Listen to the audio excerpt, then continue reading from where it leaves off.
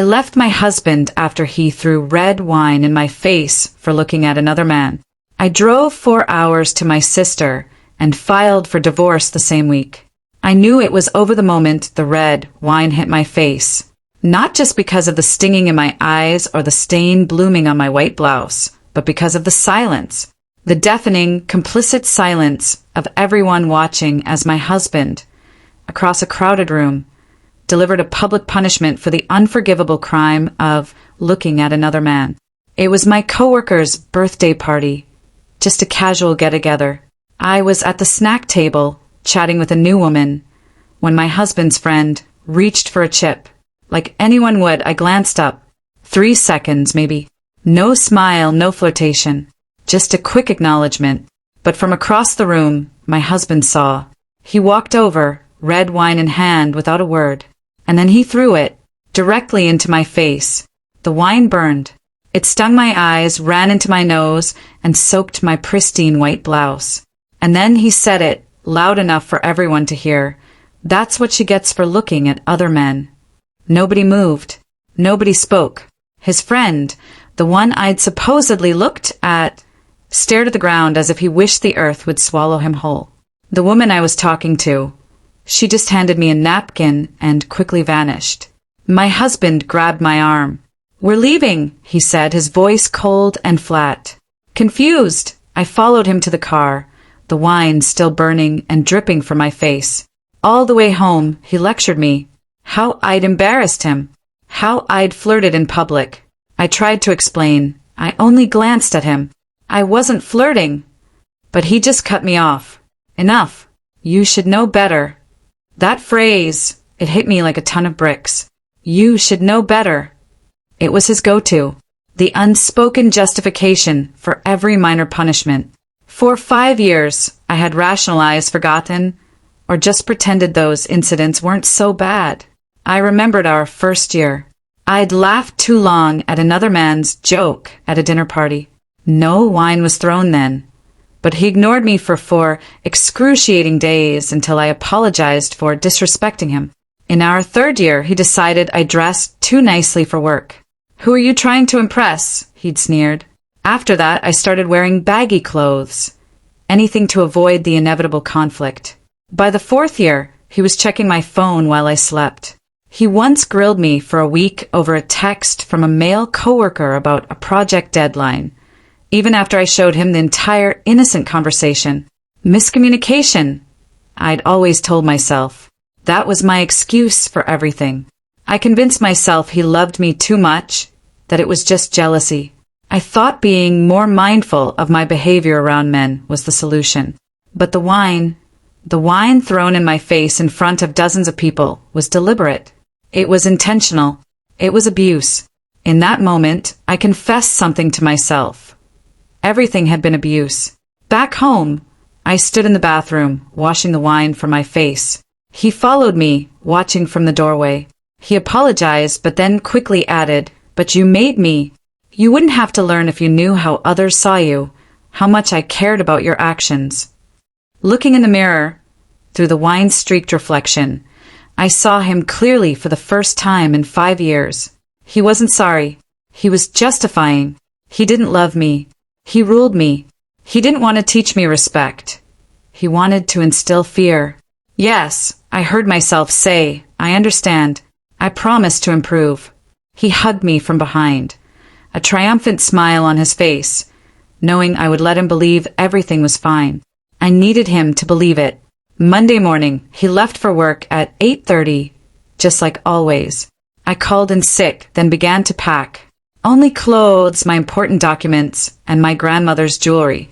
3 suitcases. I left everything else. Then I drove the 4 hours to my sister's house. When she opened the door, her eyes widened at my face. She didn't ask a single question. She just made me tea and let me stay. That night, my husband called. I stayed silent. He called 15 more times.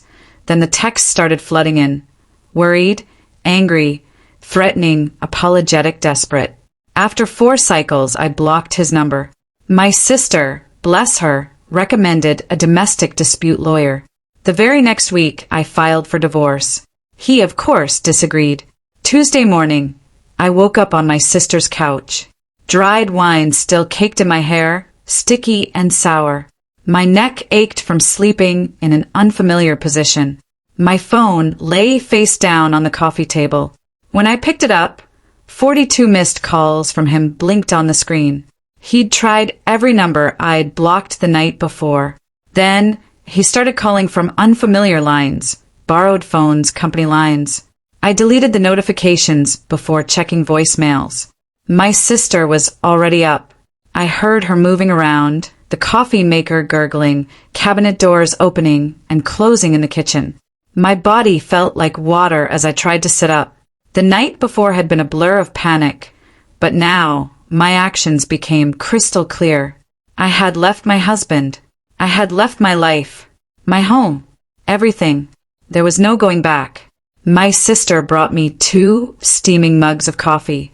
She handed one to me, without a single judgment in her eyes about my appearance or the lingering smell of wine. She pulled out a notebook and a pen at her kitchen table.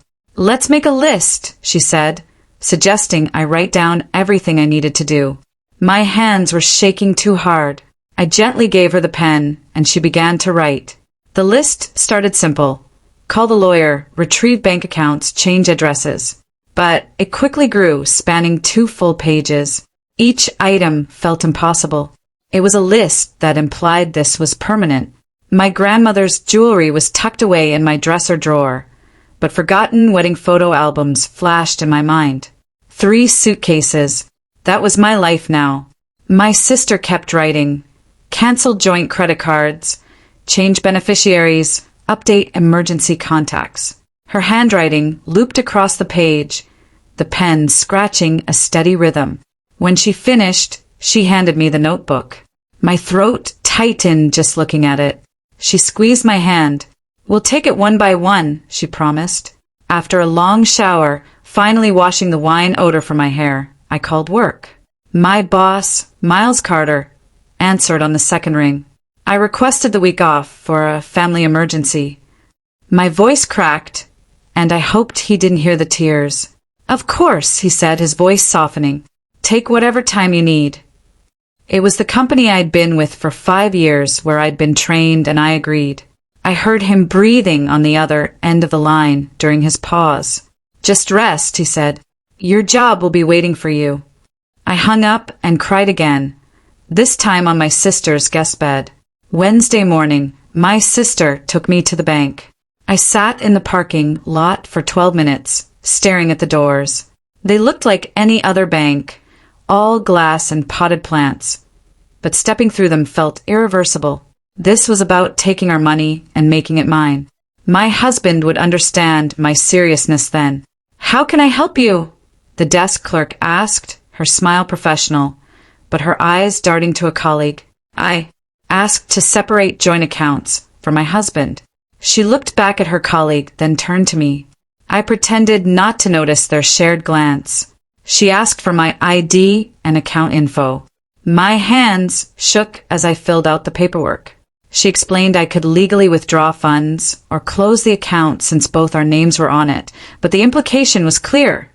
She'd seen this countless times. The process took 3 agonizing hours. She had to verify my identity 4 times, get manager approval, and print old statements. My sister sat beside me, scrolling on her phone, occasionally touching my shoulder for reassurance. Finally, it was done. She handed me a folder with my new account information. The joint account was closed, the funds split evenly, half into my new account and a check written to my husband. I examined the check. $18,000, half of our life savings. It felt so strange, so fair, yet also like I was stealing from him. We drove to another bank across town, where I opened an account he couldn't access. A young representative asked no questions. I deposited half my savings, $18,000. If I was careful, it would last 7 months. It gave me choices. It gave me breathing room. That night, lying awake on my sister's couch, all I could think about was the money. My husband would see the empty account in the morning. He'd get the check. He'd know I was staying away. Thursday came too fast. My hands were shaking so much. My sister had to drive me to court. It was an enormous gray building, imposing and cold, with metal detectors at every entrance. People moved purposefully, as if they knew exactly where they were going. The whole place felt utterly alien. My sister held my arm as I emptied my pockets and put my purse on the security conveyor belt. Inside, we stared at a directory board, dozens of unfamiliar room numbers and department names. Morgan Hale, my lawyer, had texted the room number, but the building's layout was a maze. A uniformed woman asked if we needed help. "We're looking for the family court clerk," my sister said. The woman pointed left, down a hallway. "Fourth door on the right." We walked past crying people, lawyers in suits quietly arguing on benches. The clerk's office was a long counter with bulletproof glass. After I gave my name, the woman behind the glass handed me a clipboard. Forms. Forms that needed everything. My name, my husband's name, addresses, marriage length, children, none, domestic violence, restraining order. I had to stop, writing twice, my hand cramping. The woman behind the glass looked exhausted, as if she'd seen hundreds of women fill out these exact forms. When I finished, she typed for what felt like an eternity, then printed more papers, inserting slips of paper with numbers. "Wait in courtroom 4, she said, "for the judge to call your case." Courtroom 4 was adorned with church pew-like wooden benches and a raised platform for the judge. About 24 people waited. My sister and I sat in the back row. I read the papers in my lap, but the legal language made everything sound so cold, so official, like my marriage was just a contract ending, not 5 years of my life. A bailiff entered through a side door and ordered everyone to stand. The judge, in a black robe, sat on the bench. She was younger than I expected, maybe in her 40s, with dark hair pulled into a bun. She went through cases by number. Some took 2 minutes, others 20. One man argued his ex-wife shouldn't have full custody, but the judge interrupted him mid-sentence. "Showing up drunk to pick up his kids forfeited his right," she said. Then my number was called. My legs shook walking to the front of the courtroom. The judge examined my paperwork, then me. "Do you want a temporary restraining order for assault and threatening behavior?" she asked. "Yes," I said, my voice barely a whisper. She asked about the party. I recounted the wine, then mentioned my husband knocking on my sister's door. "Proof?" she asked. I showed her the police report from that night, and the photos of my wine-stained clothes taken before I washed them. She carefully examined them. "Was your husband violent?" My automatic thought was no, but then I thought of the silent treatment. That was violent. The harsh phone calls, the allegations, the isolation. Yes, I conceded. He was controlling and threatening for 5 years.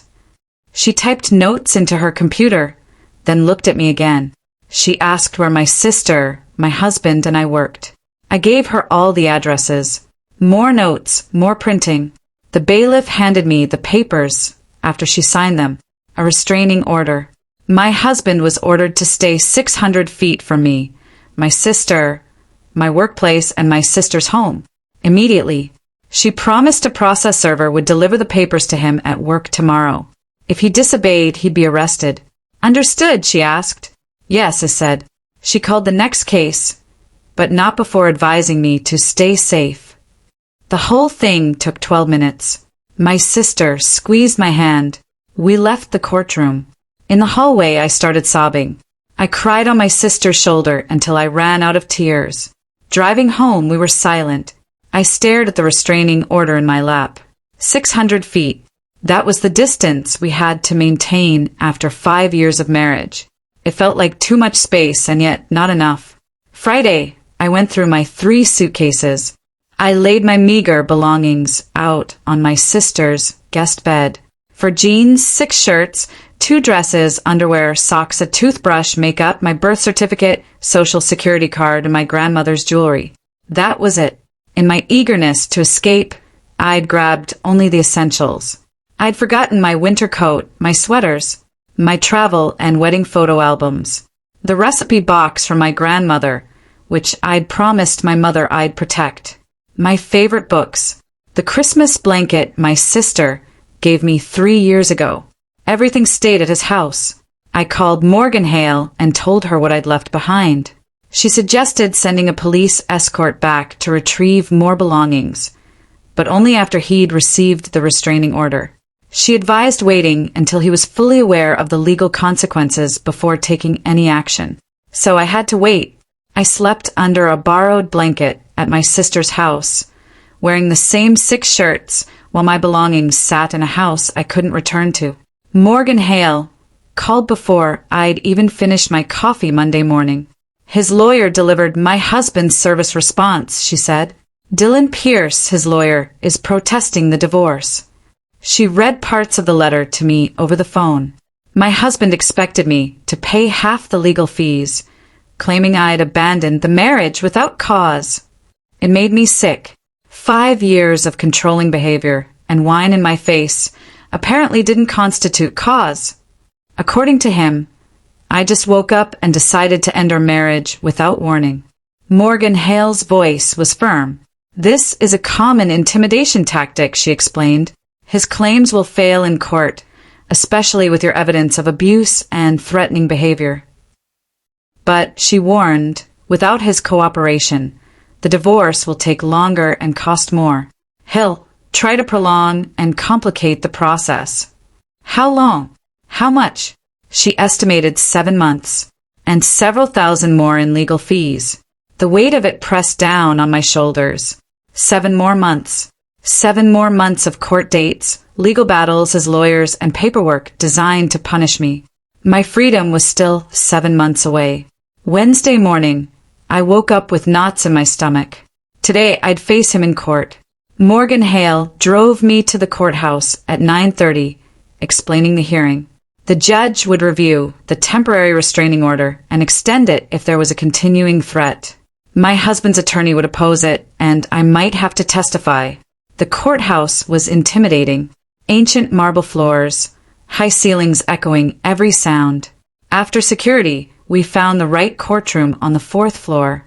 Morgan Hale checked in with the clerk while I tried to breathe on a wooden bench in the hallway. That's when I saw him, walking down the hallway with his lawyer, Dylan. My husband wore a dark suit and tie, looking calm and professional, like he was headed to a business meeting, not a hearing about abusing his wife. He looked at me with a neutral, almost worried expression, as if he was the wronged one, and I was overreacting. Seeing that look, I doubted everything. Was I overreacting? Was throwing wine that bad? Maybe I should have tried harder to resolve things. But then I remembered the wine burning my eyes, soaking my clothes, everyone watching. His justification for grabbing my arm. The 4 years I walked on eggshells, apologizing for his mistakes. The clerk called us. We sat at separate tables in the courtroom. The judge was a woman in her 50s with gray hair in a bun. She looked utterly exhausted, as if she'd heard too many cases. Dylan stood first. He said my husband was a devoted man who made one mistake in a stressful situation, after I had provoked him by flirting with his friend at a party. He painted the wine incident as a one-time situation. He implied I threw myself at someone right in front of my husband. He claimed my husband had gone to my sister's house just to check on his wife, who had disappeared without explanation. It made me feel sick. Listening to him, it sounded like I was the problem, and my husband was just reacting to my bad behavior. I gripped the edge of the table to steady my shaking hands, focusing on my breathing. Morgan Hale squeezed my arm under the table. The judge read the police report from my husband's night at my sister's. The officer reported him as aggressive and threatening, pounding on the door, refusing to leave. Morgan Hale then presented the photos of my wine-stained blouse, which the judge carefully considered as evidence. She asked my husband if he had any comments on the police report. He started to respond, but she raised her hand. She extended the restraining order for another 7 months. She ordered him to stay 600 feet from me my office, and my sister's home, threatening immediate arrest and jail time if he violated it. She spoke firmly, her gaze locked on him. Dylan objected, but the judge simply stated, "Your client is a threat." The hearing ended in under 40 minutes. I left the courthouse, exhausted but relieved. Morgan Hale reminded me that divorces involve many hearings, many legal battles. But the law was protecting me now. Approaching me would have consequences. Over lunch at a courthouse diner, Morgan Hale explained the next steps in the divorce process. That night, Deb Mills, my sister's neighbor, brought over a foil-wrapped casserole. She'd heard I was struggling and offered to bring dinner. She entered, placed the casserole on the kitchen counter, and then surprised me further. She offered to connect me with a friend who had rental properties. I expected people to judge me, to probe, to tell me to work harder to save my marriage. Instead, Deb smiled. She'd been divorced years ago, she said, and knew how hard it was. She wrote her friend's number on a piece of paper and told me to call whenever I was ready. I stared at the phone number on the kitchen table after she left. The thought of having my own apartment was thrilling and terrifying.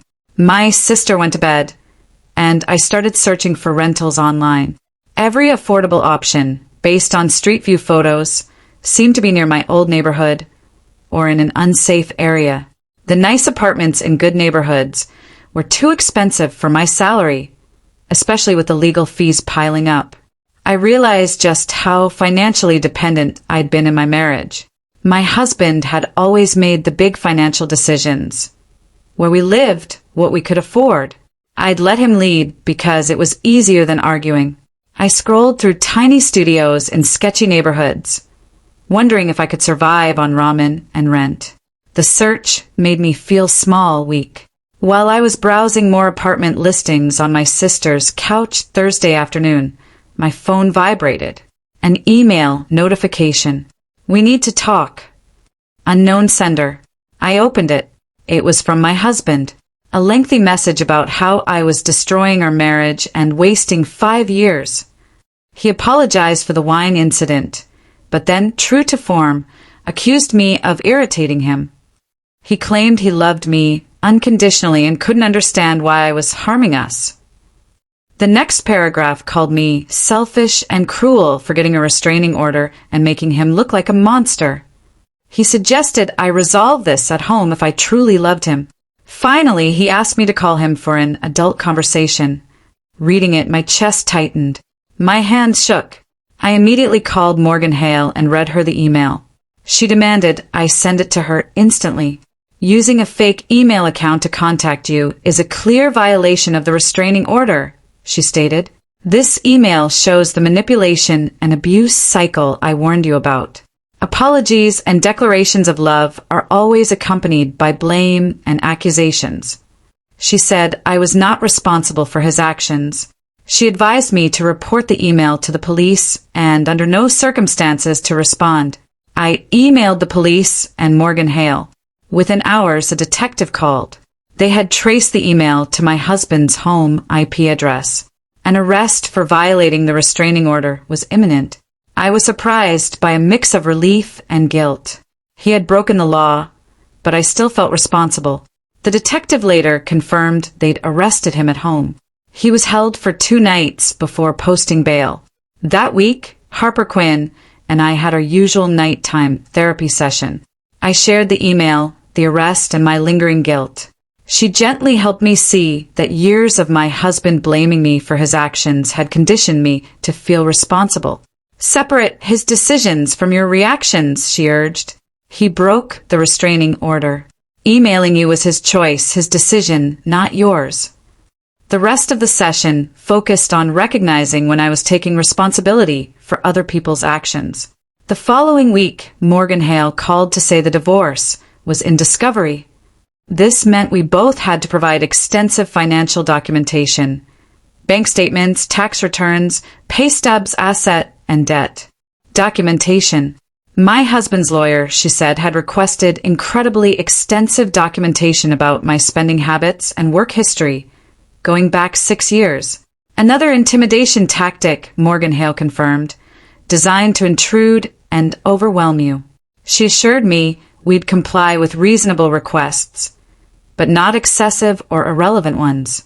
Over the weekend, I painstakingly folded bank statements and pay stubs. Reviewing my financial records felt incredibly intrusive, but necessary. Every purchase, every paycheck, every deposit, every bill I'd paid during our marriage was laid bare. And that's when I found them. Among my normal purchases over a 4-month period, I found $250 at an electronics store, $600 at a restaurant I'd never eaten at, and $1,500 at an online retailer I didn't recognize. He'd increased monthly payments on my credit card. I texted Morgan Hale photos of each statement, asking if this was legal. She called back within 25 minutes. "Meet me at the police station tomorrow morning," she said. "Your husband has committed identity theft and fraud." I felt sick seeing the total again. I owed $9,000 for charges I hadn't made on an account opened without my consent. Opening accounts in someone else's name without permission is a crime, she explained, even between married people. She assured me the credit card company would likely reverse the charges once we filed a police report. The next morning, Morgan Hale and I gave our statement to a detective in a small police station room. He asked how I found the card and if my husband had ever requested accounts in my name. I showed him my phone with the statements and explained I'd never authorized it. The detective made copies of everything. He said they would investigate, but warned me these cases could take months. That afternoon, Morgan Hale helped me contact my credit card company. The representative was sympathetic, promising to investigate the fraud and advising me not to pay the account during the dispute. My sister's phone rang while we were cooking dinner. She answered instantly and her expression changed. Covering the mouthpiece, she whispered, "It's your husband's parents. They want to talk." I just shrugged. She nodded, then insisted I didn't want to talk, that lawyers should handle everything. I could hear his mother's booming voice, even through the muffled phone, talking about family and deals. My sister calmly stated that all communication must go through legal channels before hanging up. She then looked at me, concerned. "Are you okay?" My hands shook. Yes, I lied. For weeks, I browsed apartment listings on my laptop every night after work. Most were too expensive, too far from work, or in unsafe neighborhoods. One night, Deb Mills stopped by again. "My friend Gordy owns several rental properties," she said, "in a quiet neighborhood about 35 minutes from work. You should call him." The next day, I called Gordy Lane. I told him I was divorcing and needed a place fast. I explained my situation. He was sympathetic.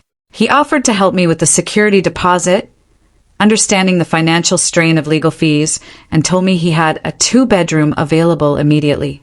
That weekend, I drove to the apartment. It was small but clean, with good locks on the doors and windows overlooking a quiet street. The kitchen was outdated but functional, and the bedroom easily fit my bed and dresser. Gordy, during my tour, mentioned that most of his tenants were single professionals or people in transition. I was grateful he didn't ask too many questions about my divorce. 2 days later, I signed the lease. Just 3 months after leaving my husband, I moved in on a Saturday. My sister helped me. We loaded my 3 suitcases and a few new purchases into her car and drove to my new apartment. We carried everything up to the 3rd floor. Even with my few possessions there, it still felt empty. That afternoon, my sister gave me a housewarming gift, an online-ordered security camera system. We spent the rest of the day installing cameras and reinforcing the locks on the front door and windows. By evening, my apartment felt secure. My sister hugged me goodbye, telling me to call if I needed anything. That first night alone, I barely slept. Every sound from the hallway or the street made me sit up, checking my phone's security camera feed. I got up 5 times to check the door and window locks. I finally fell asleep around 3:30 a.m., only to wake up exhausted. Harper Quinn listened to my sleepless nights and constant checking during my therapy visit that week. She explained that trauma causes fear and my brain was staying alert to protect me. Time and safe practice will help, she assured me. Work became my only distraction from the divorce, the apartment, and the ongoing legal battles. One afternoon, Miles Carter called me into his office. I expected another project assignment, but he motioned me to the chair across from his desk and closed the door. I've been closely monitoring your work since you returned from leave, he said. I've seen unexpected growth. Most people going through what you are would slow down, but yours has improved. He offered me a senior analyst position, a 25% raise, and leadership over the team's biggest clients. I sat there, stunned, still expecting punishment for taking up space or asking for too much. He offered me time to think, but I declined. Yes, I said. I accepted. He smiled, told HR to drop the paperwork, and said the promotion would start next month. When I returned to my desk, I felt a glimmer of hope. Maybe I could make something good from the rubble. For months after I left, Morgan Hale scheduled divorce mediation. Logan Wires, a court mediator, would try to help us divide property before trial. Mediation was held in a courthouse conference room. Morgan Hale and I arrived early and sat at a long table. My husband and Dylan, his lawyer, arrived 10 minutes later. He looked at me across the table, his expression hurt, as if I had wronged him.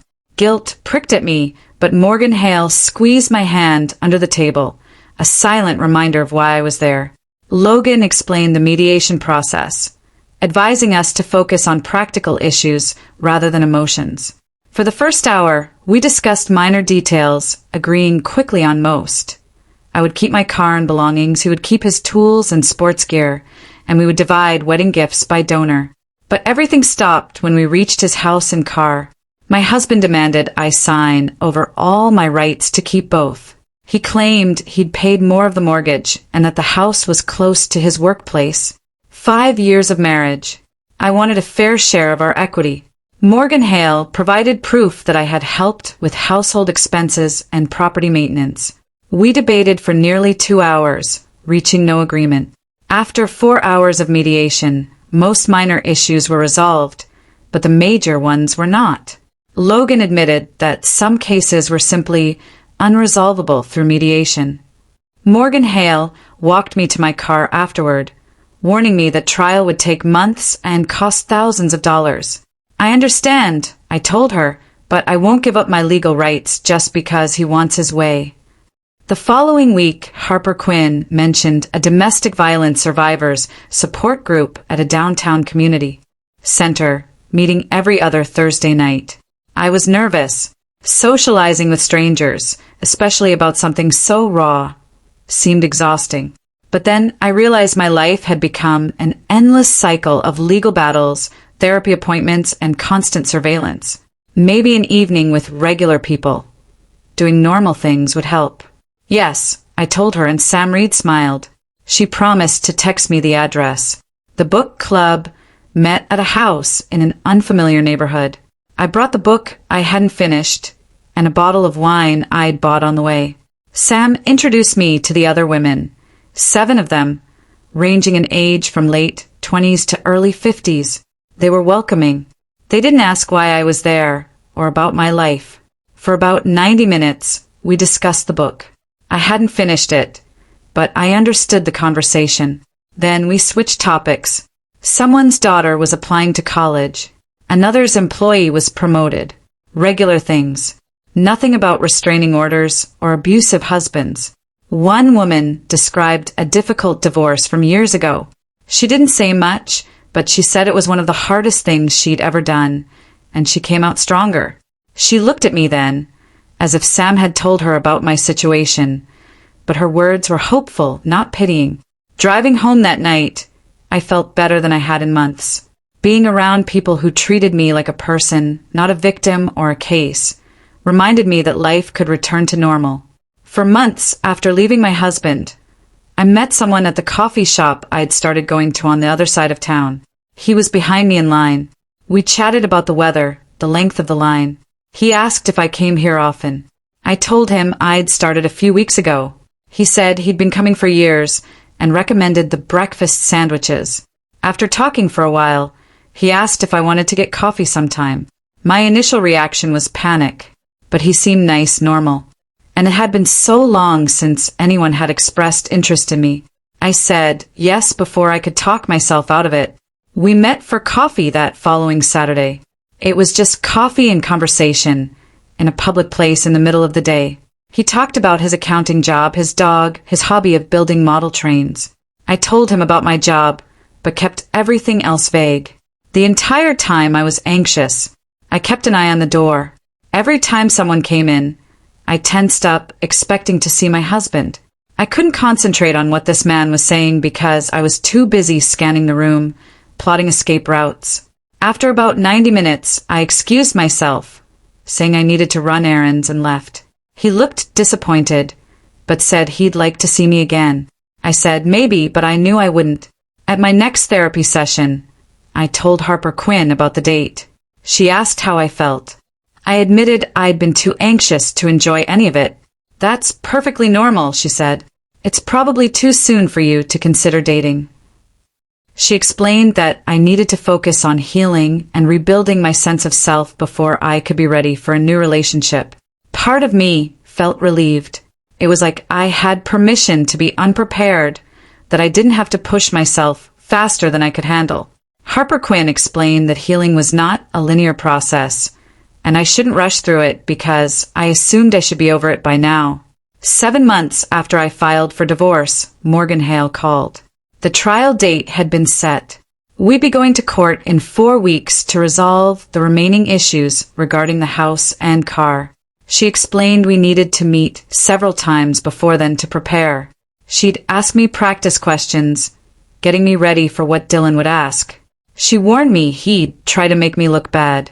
He'd bring up things I'd said or done, twisting them to make it seem like I was the cause of our marital problems. Stay calm, she advised. Stick to the facts. We met 3 times in her office over the next 3 weeks.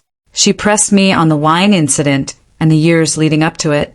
She pushed me on details, challenged my responses, just like Dylan would. By the 3rd practice session, I felt more confident, but I was still terrified of facing my husband in court again. A week before the trial, my husband sent flowers to my workplace. The delivery person brought them directly to my desk, a card attached. I didn't open it right away. I just stared at the bouquet, knowing instinctively it had to be from him. Sam Reed was walking by and noticed the flowers. "Everything okay?" she asked. My hands began to shake. I opened the card. The message: he forgave me. He wanted to start over. We could make things right if I just came home. I told Sam I needed to refuse the delivery. She helped me return them to the front desk and informed the receptionist that I couldn't accept them. Then I called the police and filed a report for violating the restraining order. The officer who took my report stated that sending flowers to my workplace was a clear violation of the order, which prohibited all forms of contact. He said they would issue a warrant for my husband's arrest. My husband was arrested that evening. He spent 4 days in jail before his bail hearing. At the hearing, Dylan argued that his client was simply a man trying to save his marriage, and sending flowers was a romantic gesture, not a threat. The judge looked at Dylan as if he were insane. She pointed out that my husband had been specifically instructed not to contact me in any way, and he had now violated that order several times. She extended the restraining order for another full year and significantly increased his bail amount. She informed my husband that if he violated the order again, he would face substantially more jail time. I felt both satisfied and scared as I watched him being led back to the holding cell. Relieved he was finally facing real consequences, but worried about what he'd do when he realized I wasn't going to back down. The trial took place on a cold morning in late winter. I woke up at 4:45 a.m., unable to sleep any longer, and sat in my apartment watching the sun rise. My hands continued to shake as I tried to hold my coffee cup. I got dressed in the clothes Morgan Hale had helped me pick out. Nothing too nice to look like I was trying too hard. Nothing too casual to look like I wasn't taking this seriously. Just a simple navy dress and flat shoes that wouldn't make noise in the courtroom. My sister picked me up at 7:30. We drove to the courthouse in silence. She kept glancing at me, as if wanting to say something encouraging, but couldn't find the words. Morgan Hale met us outside the courtroom at 8:45. She went over everything one more time. How to answer questions, what to expect from Dylan. Look at the judge when you speak, she instructed, and take your time. The courtroom was smaller than I expected. Only about 24 seats for observers, most of them empty. My husband sat at a table on the other side with Dylan beside him.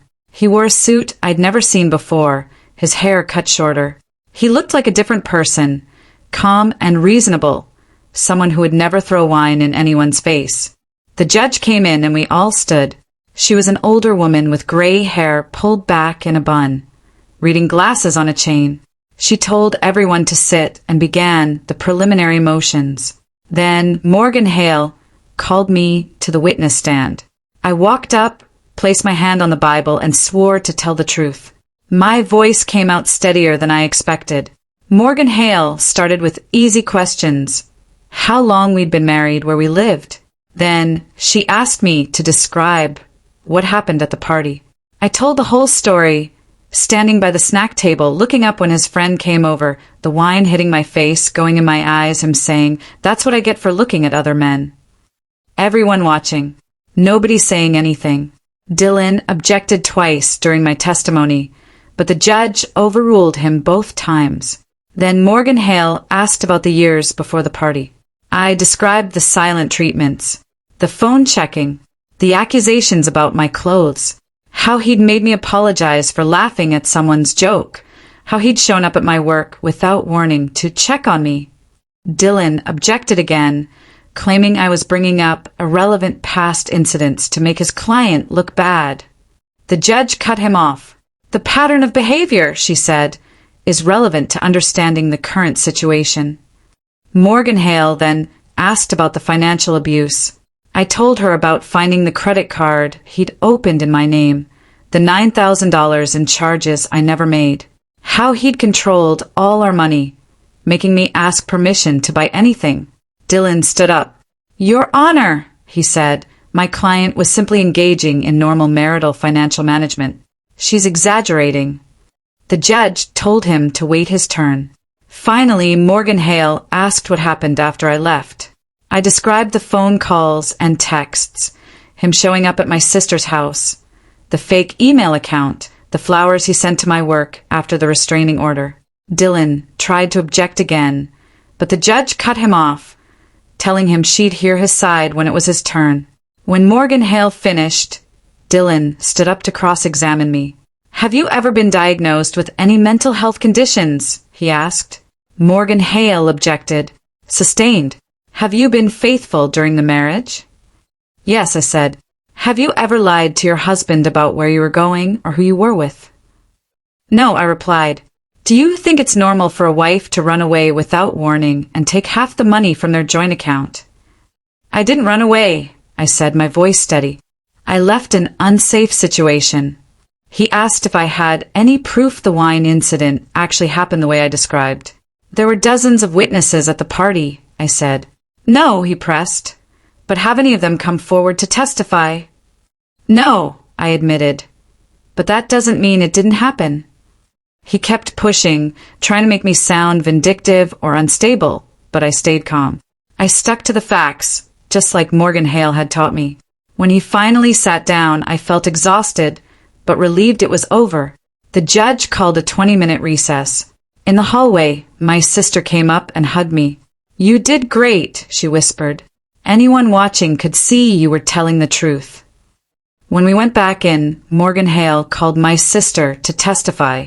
She described the night I showed up at her door, wine still in my hair, how scared I looked, how I kept checking the windows as if I thought he might follow me. She talked about him pounding on her door at 1 a.m., shouting that I needed to stop being dramatic. Dylan tried to make it sound like she was biased, being my sister, but she remained calm and factual. Then Morgan Hale called Sam Reed from work. Sam testified about the work events where my husband would show up uninvited, standing too close.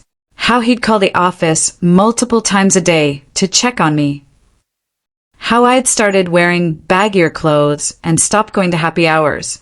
The judge took notes the entire time, asking a few questions of her own.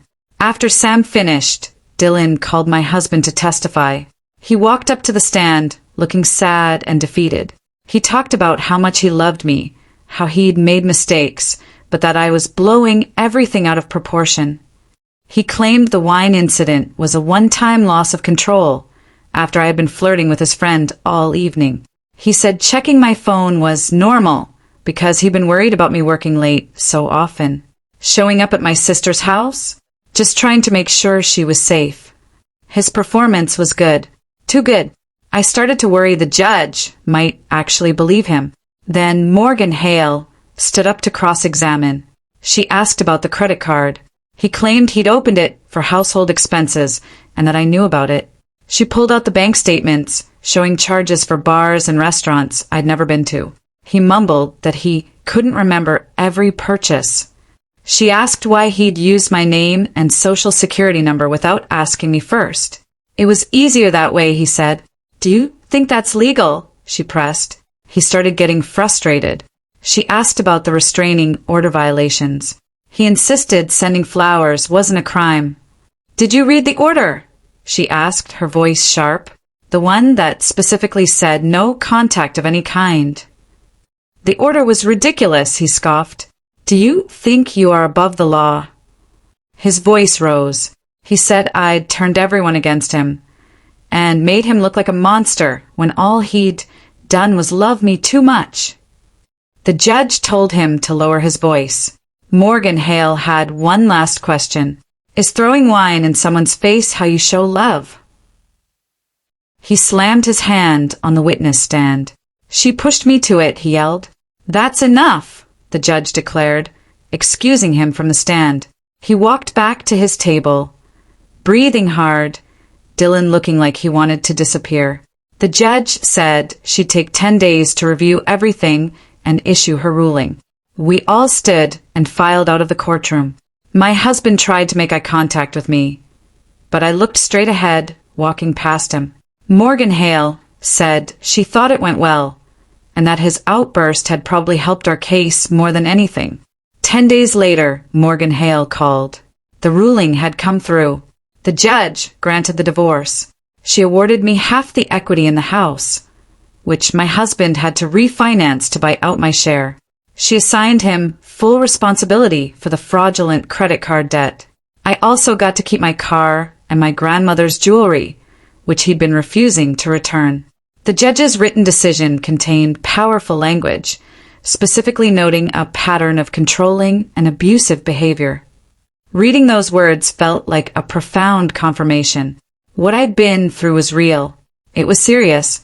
My husband had 75 days to refinance the house and pay me out of the equity. Morgan Hale warned me he might try to drag this out or hide assets, but the court order now provided us with clear enforcement options if he failed to comply. 7 months after leaving, I received a check for $45,000 from the home refinance. I sat in my apartment holding that check and cried. Tears of relief. I could finally breathe. It was enough to start a proper emergency fund, to feel financially secure for the first time since I'd left. I used some of the money to pay off my legal bills, which had been looming over me for months. I made a down payment on a dependable used car to replace the one I'd been driving with him. I bought real furniture for my apartment instead of the second-hand items I'd been using. Having my own things in my own space felt like I was gradually reclaiming my identity. My husband made one last attempt to contact me through a mutual friend, asking if we could discuss reconciliation now that the divorce was finalized. I told the friend I didn't have anything to say and that she should respect my boundaries. My friend, still believing he was a good guy, suggested I give him another chance because he appeared to be really broken up about everything. I just said no and hung up. At my next therapy appointment, I told Harper Quinn about the contact attempt. She asked about my emotions. Mostly anger, I admitted. That he still thought he could manipulate me through others. She said my response was healthy. It showed my progress. Because my trauma symptoms were improving, we cut therapy back to once a week. Some bad days, my hypervigilance still returned, and I'd check all my locks 5 times before bed. I still had nightmares about wine dripping on my face in public, but there were also days when I felt strong, capable, and free. 9 months after I left, Miles Carter called me into his office one Tuesday afternoon. I entered, expecting another project assignment, but he closed the door behind me. He said he had been closely monitoring my work and saw unexpected growth. He said most people going through what I was would have slowed down, but mine had improved. He offered me a senior analyst position, a 25% raise, and leadership over the team's biggest clients. I sat there, stunned, still expecting punishment for taking up space or asking for too much. I declined his offer of time to think. Yes, I said. I accepted. He smiled, told HR to drop the paperwork, and said the promotion would start next month. When I returned to my desk, I felt like I could finally make something good from the rubble. That night, at check-in at the support group, I announced the promotion. The women applauded. Some asked if I would mentor a new member who had left her husband 3 weeks earlier and was now in the same shame spiral I had been in for months. I said yes without even thinking. Assisting someone else through what I'd been through felt like giving meaning to all of my pain. Her name was Lauren Brooks, and she looked lost, like a mirror image of myself 8 months earlier. After the meeting, I gave her my number and told her to text me anytime she needed to talk or just needed reassurance that she wasn't crazy. I met Lauren for coffee twice in the following weeks, helping her separate her finances and find a lawyer. Hearing her story made me realize how far I'd come. What seemed impossible 9 months ago were now basic survival steps I could calmly explain. My week began to revolve around the support group, a place where I could talk about my tough days without being judged or told to just move on. 10 months after I left, I was making dinner in my apartment when I realized it. I hadn't thought about my ex-husband in 9 days. I hadn't obsessively checked my locks. I hadn't looked over my shoulder in parking lots. I hadn't planned what to say if he showed up. My constant hypervigilance was fading, slowly without me even noticing. I stood at my kitchen counter, crying into a cutting board full of chopped vegetables, because the absence of fear was almost as overwhelming as the fear itself. Confidence in my judgment was returning. I finally believed that looking at someone did not invite punishment. I had a good job I worked hard for, a safe apartment I owned, and friends who understood my struggles but also championed me. I was learning to spot red flags, to set healthy boundaries, and to know that real love doesn't shrink you. I still carried the weight of what happened in my body's reactions and my cautious way of traveling through the world. But I had survived something I didn't think I could, and that meant more than I knew. I was proud of my transformation, someone who saw strength in herself, not shame.